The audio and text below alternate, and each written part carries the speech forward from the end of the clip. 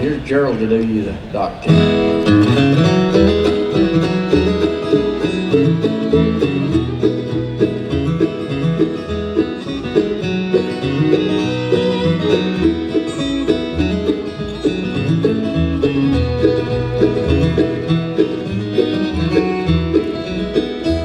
I remember as a boy how in wonderment and joy I'd watch the trains as they go by, and the whistle's lonesome sound where you could hear for miles around as they rolled across that Greenville trestle high.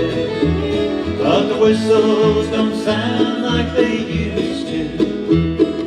Lately not many trains go by.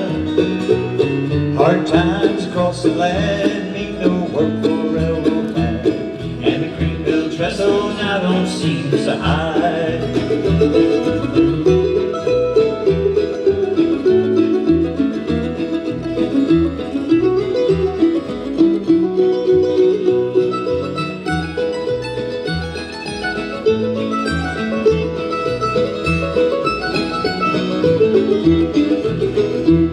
When lonesome whistles whine, I get rambling on my mind. Lord, I wish they still sounded that way.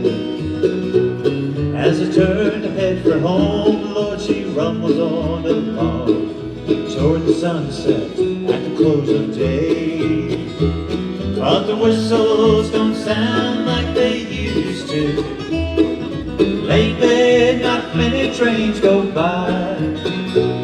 Hard times across the land mean no work for a railroad man, and the Greenville trestle now don't seem so high.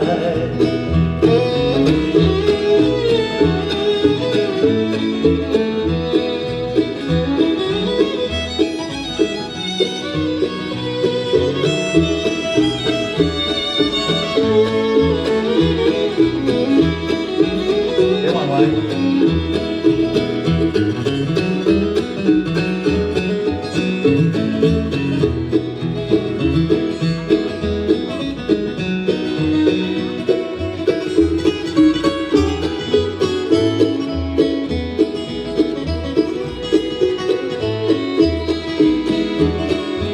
Whistles don't sound like they used to. Lately, not many trains go by. Hard times across the land mean no work for a railroad man, and the Greenville trestle now don't seem so high. No, the Greenville trestle now don't seem so high. Thank y'all. Thank you, Gerald. Good job on that old Doc Watson tune there. Jimmy, are you ready to do the Mockingbird for us? Sure. Okay. Good old Jimmy Edmonds up here. He's I don't know if he's got a microphone up there pretty close to him. Might talk about his fiddle a little bit. And he's got into instrument making, and you know, he'd come up to the shop sometimes when he's on vacation from playing down at Myrtle Beach, the Carolina Opry, which he done for a long time. And when he sort of retired from it, he got into this instrument making. And he's gotten totally rich and famous ever since he's got into these, making these instruments. I know he come up to the house one time and was messing around in the wood pile and found the wood. He'll tell you a story about when he got into making fiddles. Anyway. One time when I was on vacation, like Wayne said, I was hanging around his shop while he was making a mandolin for me. And he cut off this beautiful piece of curly maple and throwed it to the floor, and then kept the other piece for the mandolin. I said, "Why did you throw that away?" And he said, "Well, it had wormholes in it." And he said, "I would never use nothing that had wormholes." So I said, "Well, can I use it to make a fiddle?"